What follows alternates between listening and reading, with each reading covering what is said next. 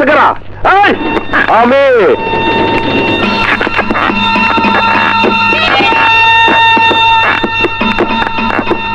তোমার সততার পুরস্কার। আরে আরে করেন কি হ্যাঁ? এই অফিসে ধূমপান না করার জন্য ধন্যবাদ লেখাও আছে, অথচ মূর্খের মতো সিগারেট ধরাইতেছেন। কিন্তু তোমার যে পুরস্কার দিলাম তার অর্থ অবশ্যই বুঝছো অফিসার? ইয়েস, বুঝছি, ভালো করে বুঝছি।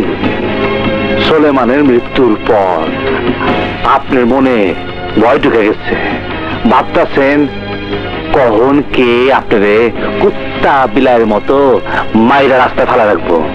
তখন কাফনের কাপড় বাইককে নাও জুটতে পারে, তাই কাফনের কাপড় আমার কাছে আপনি জমা রাখছে।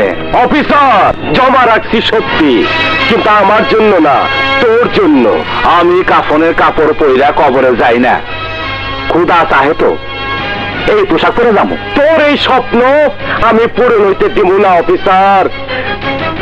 তুই আমার বাইরে হত্যা করছস, আমার ডান হাতটা কাইটা ফলাইছস, আমার বুকের ভিতর প্রতিশোধের আগুন জ্বালাইছস। এই আগুনে আমি তোরে পুরাইও করে ফলামু, আমার বড় ভাইয়ের কসম। আর যা যা যা, হাতে ঘোড়া গেল তল, মশা বলে কত জল। সুলতান, তোর মতো সন্ত্রাসীরা এই দেশে যে সন্ত্রাসের আগুন জ্বালাইছস, সেই আগুনে জনগণ পুইরা বাজা বাজা বাজা বাজা হইয়া গেছে।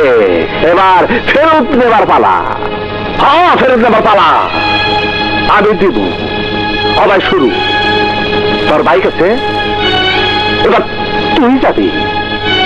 একটা কথা বলে রাখিস, তুই আর বাঁচতে পারবি না।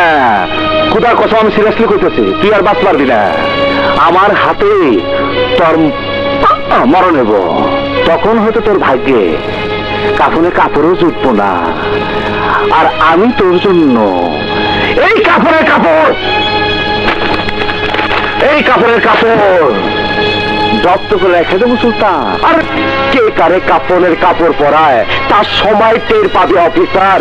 আর একটা কথা, কথায় এই পোশাকের বড়াই করস, নির্বাচনে জিতা তোর এই পোশাক আমি খুইলা নিমু।